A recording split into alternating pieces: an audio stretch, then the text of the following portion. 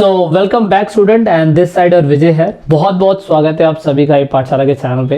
ये पाठशाला के चैनल पे आप सभी लोग ज्योग्राफी की एक नई सीरीज को देख रहे हैं।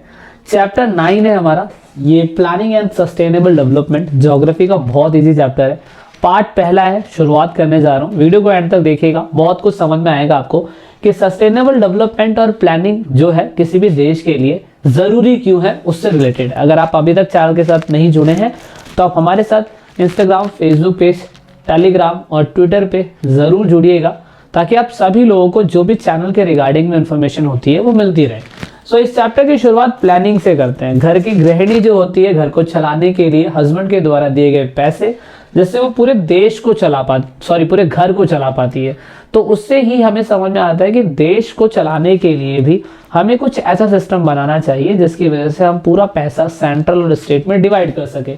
तो इसीलिए हम हर एक चीज के लिए नियोजन बनाते हैं। नियोजन दैट मीन्स एक तरीके का लक्ष्य बनाते हैं। नियोजन में किसी प्रकार का लक्ष्य प्राप्त करने के लिए एक सोच की प्रक्रिया, किसी भी योजना, कार्यक्रम, निर्माण या कार्यों का एक सेट का पूरी तरीके से क्रियान्वयन होता है।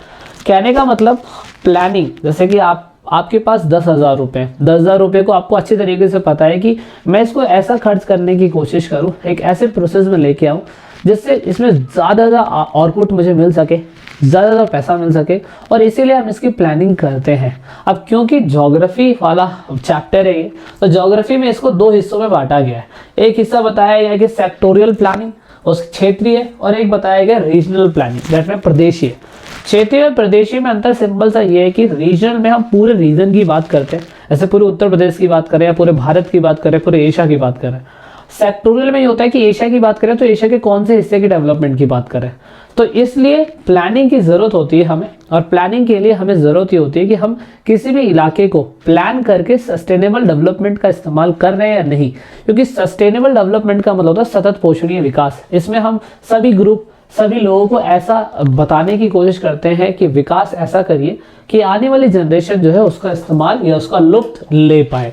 तो आगे जैसे जैसे चलेंगे हम डीपली और समझने की कोशिश करेंगे। इंडिया के अंदर ऐसा नहीं था कि प्लानिंग डेवलपमेंट बहुत पहले से था।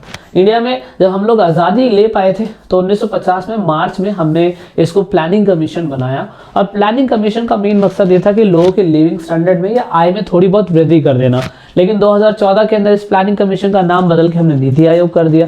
नीति आयोग 2014 के अंदर बना, लेकिन 1 जनवरी 2015 के अंदर इसे लॉन्च किया गया, क्योंकि 2014 में आपको पता है कि सरकार जीती थी आपकी बीजेपी की। उसके बाद at present time Rajiv Kumar is vice chairman, और उसके बाद सीईओ अमरकांत करके है, अमिताभ कांत करके है, और यहाँ पे जो मेन हेड बोले जाते हैं वो हमेशा प्रधानमंत्री बोले जाते हैं। So that is a planning commission जो है उसके हेड जो है हमारे, वो कौन है, वो हमारे मोदी जी है। और यहाँ पे मोदी जी किसको अपॉइंट करते हैं, वाइस चेयरमैन को, तो वो है हमारे राजीव दीक्षित। तो एक थोड़ा सा करंट अफेयर टाइप है, आपने पॉलिटिक्स में पढ़ा होगा इसके बारे में।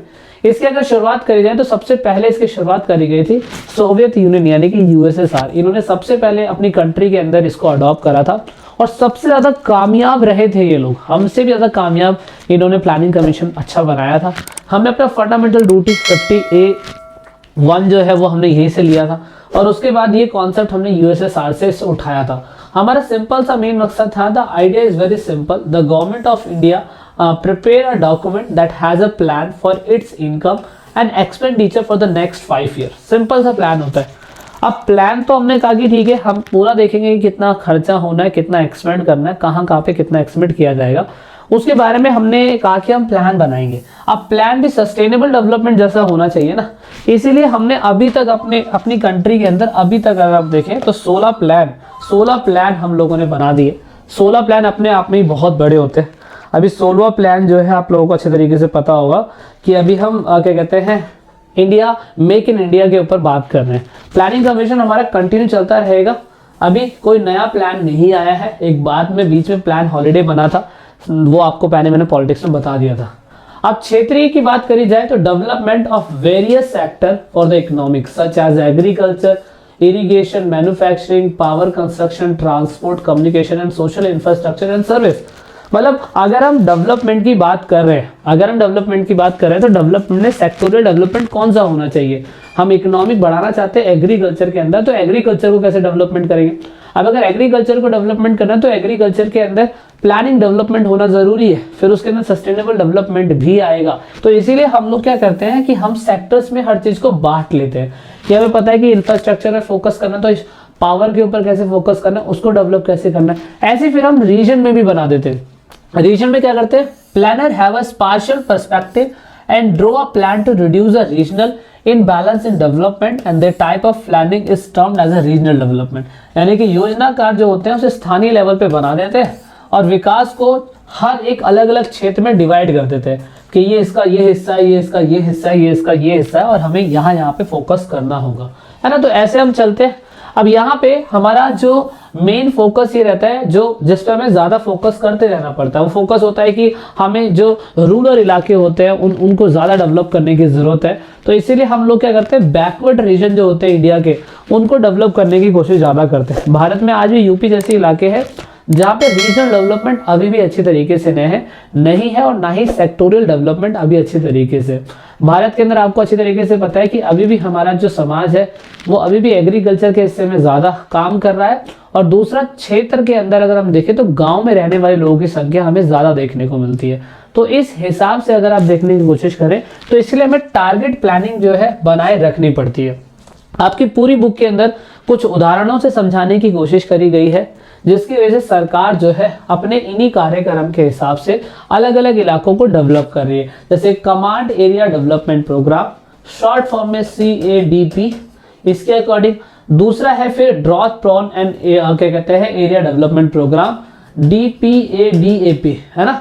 तो ये है, ठीक है, तो ये देख लीजिएगा। दूसरा फिर हिल एरिया डेवलपमेंट प्रोग्राम। ऐसे इलाके हैं जो अभी डेवलपमेंट की कगार पे है ही नहीं, डेवलपिंग की कगार पे भी नहीं है। अब जहाँ पे बहुत सूखा पड़ता है, जहाँ पानी नहीं है, जहाँ पे हाईली एल्टीट्यूड इलाके हैं, उन इलाकों के अंदर डेवलपमेंट होने में कितना ज़्यादा अभी समय लगेगा हमें।